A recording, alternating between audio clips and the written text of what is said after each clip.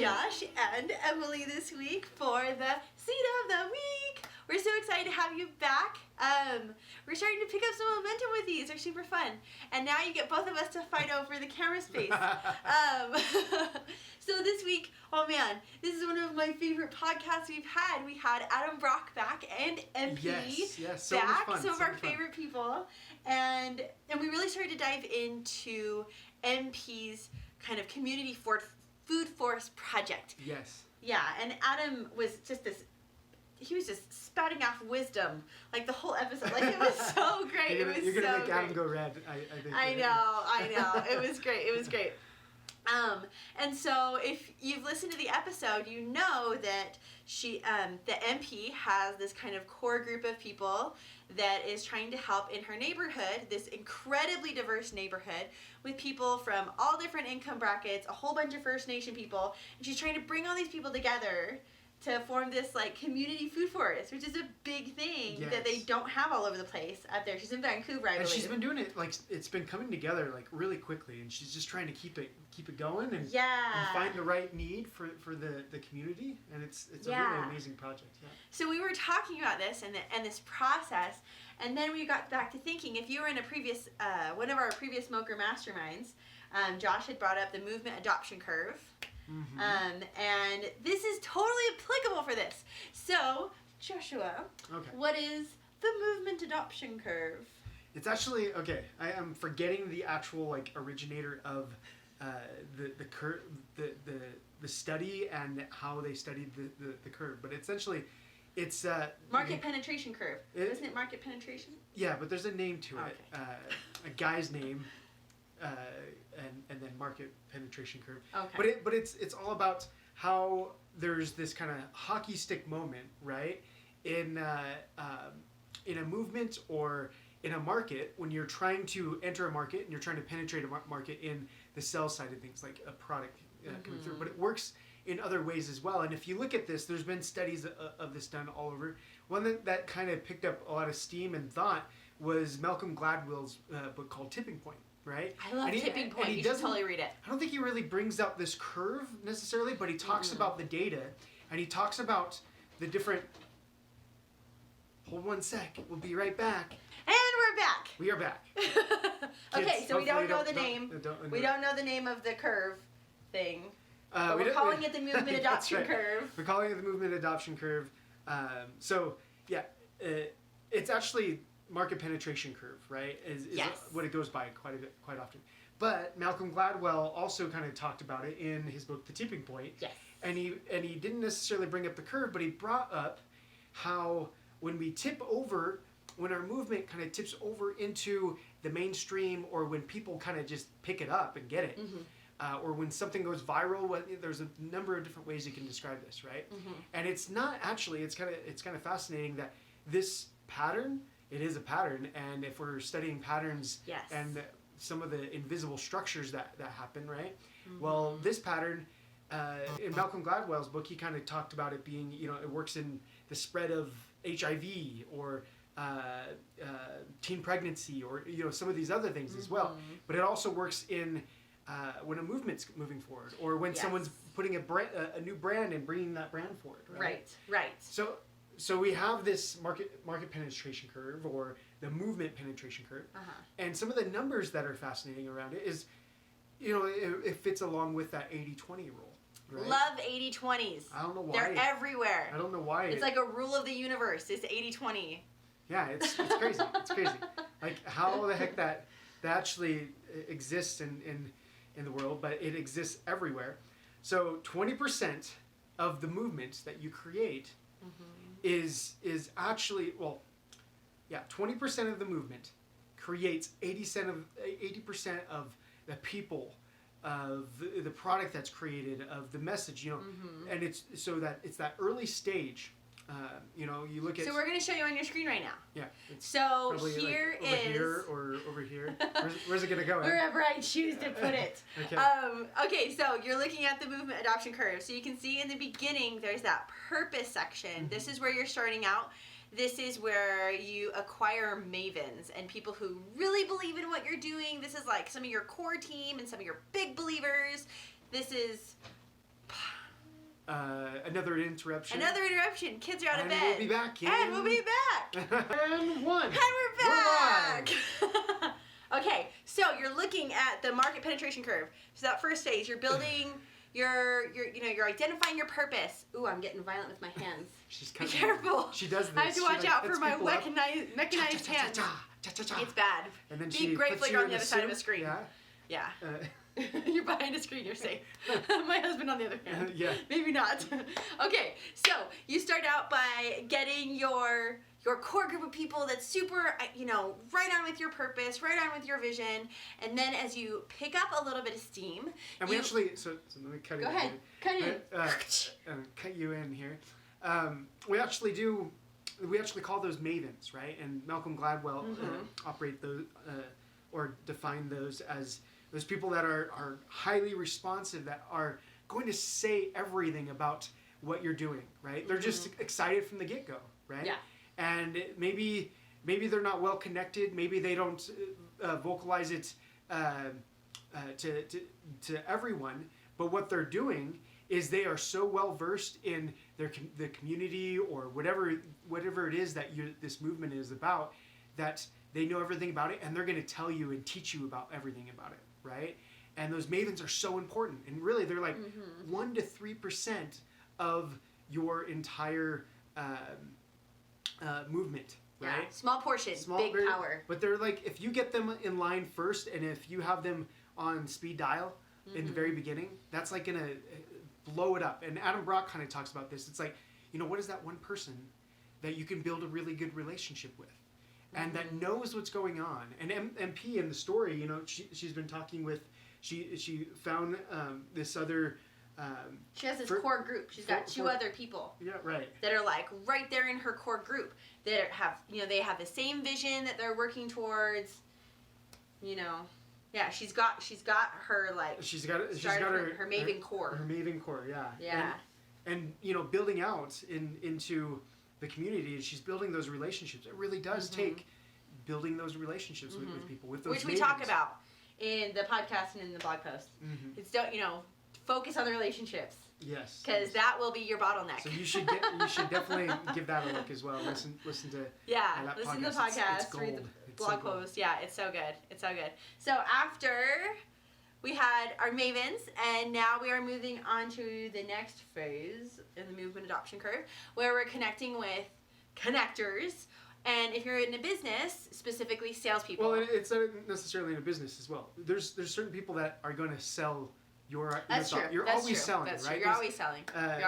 Then there's always someone that is excited and is going to recommend. And these are the loud people who are going to get out and actually move people around. To an extent. To bring them in. They're the people that are actually going to say something when something comes up. Yeah. Right. So, I heard about this new community. Guess what they're doing? And they just know how to convince someone to say, oh, you should look into this, and they get people excited, right? And I'm sure you've witnessed those people that are just always constantly like recommending something to you, right? And somehow they're like, by the end of it, you're like, I really do need to do that, right? And that's the salesman, right? So you have, for that's remainder of the 20%, the 20% that creates the rest of the movement, it is filled with connectors and salesmen. So you have the salesman who's just there to do it, and then you have someone that you know this one person as well. It's someone in the community that is so well connected that you could do trace it back to your actor, relationships. The relationship to that one actor. What's the one actor's name? I don't know. I just know that you're like 7 people apart, but you end up all knowing each other or something. He played oh man, I can't even forget that. Anyways, forget that. Okay, so he's connected to everybody. She's connected to everybody, right? And that person is getting in touch with salesmen, and your mavens are feeding those salesmen and the connectors with all the right information, and the salesman just knows how to use that information, and the connector knows who to connect to get it out into the world, right? And if you just have those 3 people, those 3 types, in the beginning, and they really do make up 20% of the larger movement. You actually bridge this gap, because when you the gap, we're gonna, okay, now you need to do like something funny. The gap. Okay, and now I'm distracted. Here, past the gap. Okay, we left the gap. Okay, but to leave the gap. You want to explain the gap? Yeah. So how would you leave the gap? In the market penetration groove, it's the hockey stick moment, right? So you're going like this, and then all of a sudden, woo! When it goes up like that. It's that tipping point. The tipping point is the gap. Yeah, and so you get that 20% of the core connectors, salesmen, and mavens, and they are really helping you to bridge this moment. And if we don't get those people, a lot of people, they just kind of stay, the movement doesn't really pick up steam. It doesn't hit that tipping point where it just starts to hockey stick, right? Yeah. And it doesn't hit the early majority or the late majority. And I like to think of this as well. So when you bridge the gap, you almost immediately will see this big increase in people, and that's the early majority, right? Your momentum is just like going now. Yeah, and it'll help you to build, the big majority of people, but then product, and it just starts to steamroll, right? And the flywheel starts moving, and no one can stop that thing. But you couldn't really do that without first having a strong understanding of who your mavens are, and having the connection with them, and having a connection with your connectors and salesmen, right? So I think this is really fascinating, because we can see this, and MP's doing it right, and she's picking up so much steam really quickly, right? To see all the things coming in, it's kind of hard to keep that going, but you're going to be able to hold the phone, get out of bed. And so we're 3 out of 4 children. 3 out of 4, 75%. 75%. So we're past into the late majority now, and we're looking for the laggards, right? Where's our laggard kid? The laggard kid is probably asleep, popping out of bed. And well, so yeah, this is interesting that we're talking about this, right? So we have the early majority, the late majority, and the laggards, and the last bit, it is that last kind of 20%. And excuse me if I'm making these the numbers easy for you, but that's what it is. The numbers aren't exactly this, right? But the numbers are close to it, and so it makes it easy for us to present this to you. But the laggards, sometimes those are the people that don't even purchase, right? But they are going to hear about the movement, or they're going to, and when I say purchase, they're not going to buy off on what you're doing. Participate, or whatever. Right? Get involved. And so we have these laggards, and they may be the people that just absolutely hate you, right? They may be the trolls. They may be, this is where the trolls live. This is where the trolls live. We should actually write that in, trolls. Here. The trolls. Trolls here.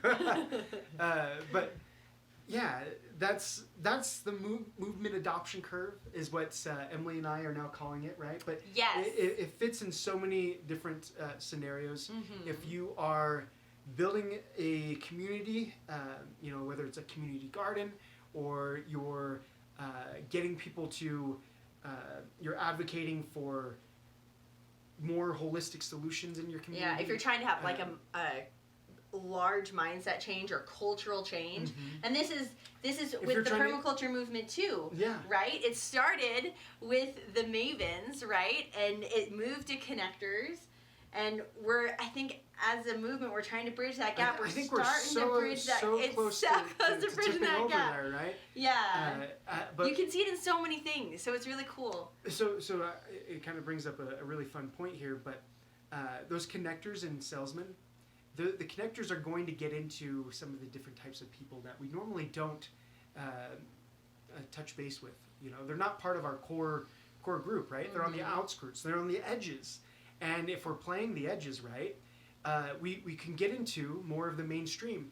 And not everybody in the mainstream is going to think like this maven over here, who really understands what's going on, understands what permaculture is. We'll talk about the permaculture movement, right? And that Permy is so involved and is so knowledgeable, has taken all their PDCs, has designed things, and is so excited and knows every little thing about the movement. But their bubble is really, really small, right? And you're going to bump up with someone that isn't going to know everything that this maven does, nor do you want them to, right? Because the connector needs to connect and relate with these people that are kind of maybe totally mainstream, but can be convinced that this is a movement that's going to help them, that's going to build culture, that's going to change things in a positive light. It's going to provide a solution to something that they, even though they didn't necessarily jump on the wagon at the beginning, but they can acknowledge that problem is there. Maybe this is a solution. And they're not gonna be as diehard, as hardcore as those early and that's okay. Adopters. They don't need to be. And innovators in that space, right? Right. And we can call some of these spaces a little different too. You can call the early innovators. Yeah. The first 20% is the innovators. The first 20% is the innovators that kind of help us to bridge that gap and move into so what would the other majority, 80%? Late majority, and laggards, right? If that's the innovators, what would be the rest? The rest is early majority, late majority, and laggards. I'm just grouping that 20%, which are the mavens, connectors, and salesmen. All of them together are innovating the movement and bringing something new forward. It's almost like the other is the innovated. Sure. Yeah. We like to make up new words here. But yeah, this has been a fun conversation. Hope you enjoyed it. Make sure that you click on links and stuff that are at the bottom. Subscribe for the next Seed of the Week. And check out the blog post, or the podcast and the blog post, if you haven't already, because it's a super fantastic conversation. And yeah, we hope that this sheds some light on movements that you see, movements or businesses that you're involved in, and helps you to see more patterns in your surrounding so that we can better understand and let's keep the conversation going too. So yes. if you have anything, if you're in the thralls of trying to make a movement happen, what does that look like to you? Yes. Do you recognize any of these patterns as well? Where are you at? Drop a comment. Let us know where you're at. Definitely. And if you're hitting the gap and you don't know how to get over it, let us know what your obstacle is. Yeah. Let's keep the conversation rolling. Come to the Slack community. You can go there. Slack. Come to totally message us in Slack. Or our Moker Mastermind. Every Thursday, 5 to 6:30 p.m. Mountain Standard Time. We will eventually have more times there. That's Friday in the mornings for you Aussies. Yep. All right. Well, peace. Have a good night, morning, day. Keep growing, Permies. Bye-bye. The fourth child never really came in. I know. No laggard tonight. Yes. Yes, high five. Yes.